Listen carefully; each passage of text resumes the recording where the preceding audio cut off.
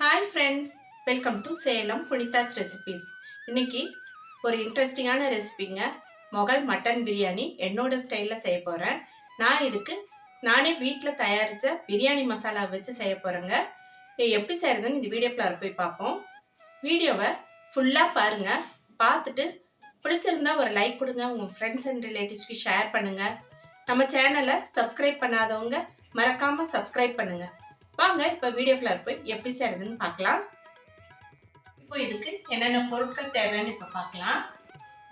பாசுமதி அரிசியை நல்லா 2-3 தடவை வாஷ் பண்ணிவிட்டு அரை மணி நேரம் ஊற வச்சுட்டு வடிகட்டி வச்சுருக்கேங்க. இது 2 டம்ளர் இருக்குது. மட்டன் நல்லா எலோ ஆட்டுக்கறியாக பார்த்து வாங்கிக்கணும். இது 1/2 கிலோ இருக்குது. 100 கிராம் பெரிய வெங்காயம், இதை இந்த மாதிரி கட் பண்ணி வச்சுருக்கேன். தக்காளி 100 கிராம், அதையும் இந்த மாதிரி பொடியாக கட் பண்ணி வச்சுருக்கேன். புதினா இந்த அளவுக்கு ஒரு 1/4 கைப்பிடி அளவுக்கு, 2 பச்சை மிளகாய், 2 பிரிஞ்சி இலை 2 கட் பண்ணி வச்சுருக்கேன். 2-3 டேபிள் ஸ்பூன் அளவுக்கு கொத்தமல்லியை பொடியாக கட் பண்ணி வச்சுருக்கேன். அரை லெமன் எடுத்து வச்சுருக்கேன்.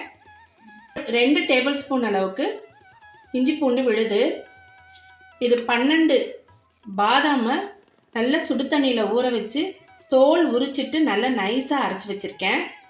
மிளகாத்தூள் 1 டீஸ்பூன். பிரியாணி மசாலா இது நான் வீட்டிலேயே ப்ரிப்பேர் பண்ணது. இந்த பிரியாணி மசாலா எல்லா பிரியாணிக்குமே சேர்த்துக்கலாம். இதுக்கு ரொம்ப ரொம்ப நல்லாயிருக்கும் இந்த biryani masala. WhatsApp number description பாக்ஸில் கொடுக்குறேன். வேணுங்கிறவங்க நீங்கள் ஆர்டர் பண்ணிங்கன்னா நான் கொரியர் மூலமாக அனுப்பி வைக்கிறேன். 1/4 டீஸ்பூன் மஞ்சள் தூள், தேவையான அளவுக்கு உப்பு, 2 டேபிள் ஸ்பூன் அளவுக்கு தயிர். இப்போ நான் குக்கரில் தாங்க செய்ய போகிறேன். ஆனால் குக்கர்லேயே தம் வைக்க போகிறேன். ஏன்னா கொஞ்சமாக இருக்கிறதுனால சின்ன குக்கரில் வச்சுக்கலாம். ஏன்னா குக்கரும் நல்லா அடிகனமாக இருக்கிறதுனால நமக்கு கரெக்டாக வரும். இப்போது இதில் 1/4 கப் அளவுக்கு எண்ணெய் சேர்த்துட்ருக்கேன். 2 டேபிள் ஸ்பூன் அளவுக்கு நெய் சேர்த்துக்கலாம். நெய் பாருங்கள் நல்லா உறைஞ்சிருக்கு. இந்த குளிருக்கும் அதுக்கும் பிரிஞ்சி இலையை போட்டுக்கலாம்.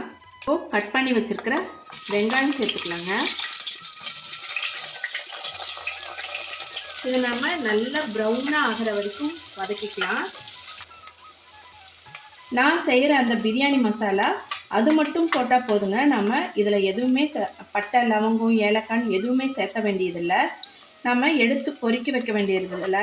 எல்லாமே குழந்தைங்களாம் சாப்பிட்றப்ப பசங்களாம் என்ன சொல்லுவாங்க, பொறுக்கி வைக்கணும் அப்படிம்பாங்க. அந்த பொறுக்கி வைக்கிற வேலையே இருக்காது. பாருங்கள் நல்லா கோல்டன் ப்ரௌன் கலருக்கு வந்துருச்சு.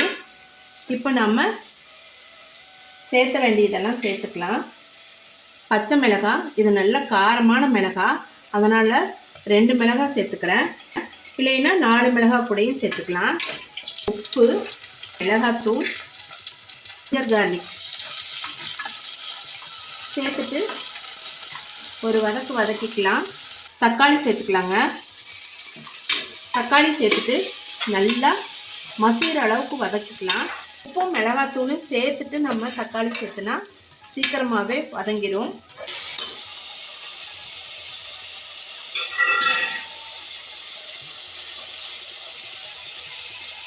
இது கூட மஞ்சள் தூள் சேர்த்துக்கலாம். ஹை ஃப்ளேமில் நல்லா வதக்கிக்கலாங்க. இப்போ இது கூட எடுத்து வச்சிருக்கிற பிரியாணி மசாலாவை சேர்த்துக்கலாம்.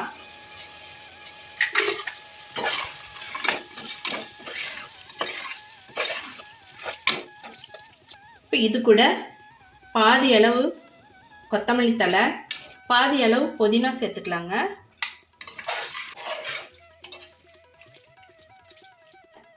தயிர் சேர்த்துக்கலாம்.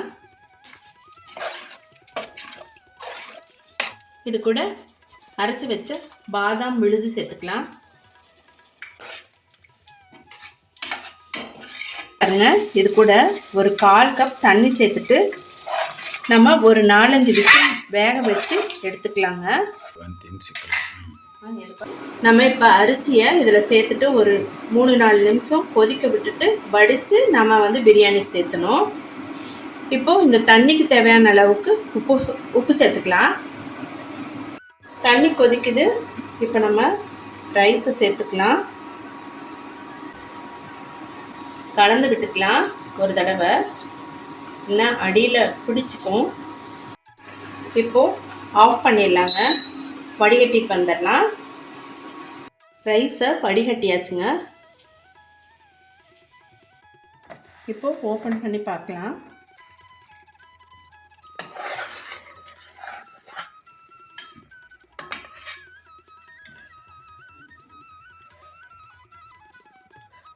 வெந்துருச்சு. இப்போ நம்ம தேவையான அளவு தண்ணி சேர்த்துக்கலாம். 250 ml தண்ணி சேர்த்துக்கிறேன். நம்ம ஏன்னா அரிசியை வேக வச்சுருக்கோம், அதனால் இந்த அளவு தண்ணி போதும். இப்போது கொதிக்க ஆரம்பிச்சிருச்சு. நம்ம வடித்த சாதத்தை இதோடு சேர்த்துக்கலாம்.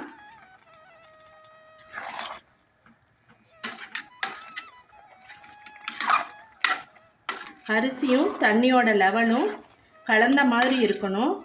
பாருங்கள், கொஞ்சம் பத்தலை. இப்போ நம்ம வடித்தோம் இல்லையா, அரிசி வடித்த அந்த சூடான அந்த தண்ணி சேர்த்துக்கலாம். பாருங்கள், நமக்கு கரெக்டாக இருக்குது. கொஞ்சம் கொத்தமல்லி தழை, கொஞ்சம் புதினா, 1 டேபிள் ஸ்பூன் அளவுக்கு நெய் சேர்த்துக்கலாங்க.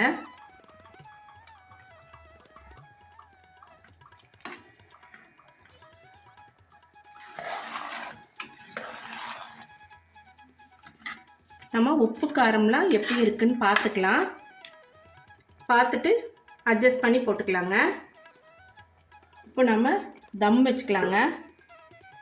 இப்போ தோசைக்கல் நல்லா சூடாக இருக்குது. அது மேலே இதை வச்சுட்டு நம்ம சூடாக இருக்கிற இந்த தண்ணியும் வச்சுக்கலாம்.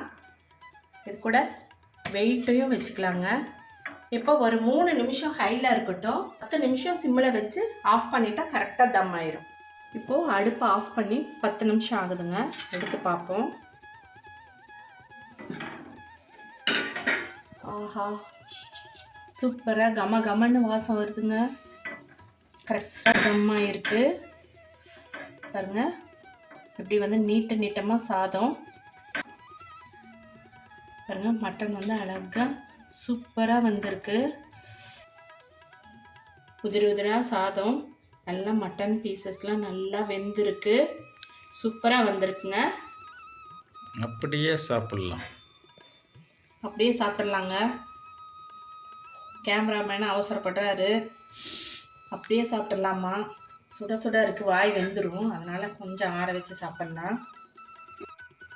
பாருங்கள், சுட சுட சூப்பரான ஸ்மெல்லோட பார்க்கவே டெம்டிங்காக இருக்குங்க. நாம் இதை ஒரு தட்டில் பரிமாறிக்கலாம். சுட சுட நம்ம மட்டன் பீஸோட நல்ல உதிரான சாதத்தை பிளேட்டில் பரிமாறிக்கலாங்க. உண்மையிலுமே இந்த பிரியாணி பவுடர் வச்சு செய்கிறப்ப அவ்வளோ ஃப்ளேவர்ஃபுல்லாக இருக்குது பிரியாணி. நம்ம இதை தக்காளி சாதத்துக்கும் சேர்த்து செய்யலாம், காளான் பிரியாணிக்கும் சேர்த்துக்கலாம், நம்ம வெஜிடபிள் பிரியாணிக்கும் சேர்த்துக்கலாம். எல்லாத்துக்குமே இதை சேர்த்துக்கலாங்க. ரொம்ப சூப்பராக இருக்கும். வந்திருக்கு. எக்கு வச்சுக்கலாம், ஆனியன் ரைத்தா, மட்டன் கிரேவியும் இருக்குங்க. பாருங்க, மட்டன் அப்படியே எப்படி சாஃப்டாக இருக்குது, இல்லை பிங்கிஸாக இருக்குங்க. சாதத்தோட கொஞ்சமாக ரைத்தா வச்சு சாப்பிட்டு பார்ப்போம்.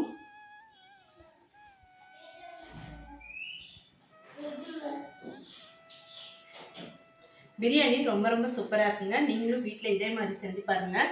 இந்த பிரியாணி மசாலா வேணும்னா டிஸ்கிரிப்ஷன் பாக்ஸில் நம்பர் கொடுக்குறேன், வாட்ஸ்அப் பண்ணுங்கள், நான் உங்களுக்கு அனுப்பி வைக்கிறேன். இந்த பிரியாணி ரொம்ப சூப்பராக இருக்குது. நீங்களும் செஞ்சு சாப்பிட்டு பார்த்துட்டு எப்படி இருக்குன்னு கமெண்ட் பாக்ஸில் சொல்லுங்கள். இந்த வீடியோ உங்களுக்கு ரொம்பவே யூஸ்ஃபுல்லாக இருந்திருக்குன்னு நினைக்கிறேன். இதே மாதிரி ஒரு இன்ட்ரெஸ்டிங்கான வீடியோவில் மீட் பண்ணலாம். தேங்க்யூ ஃபார் வாட்சிங்.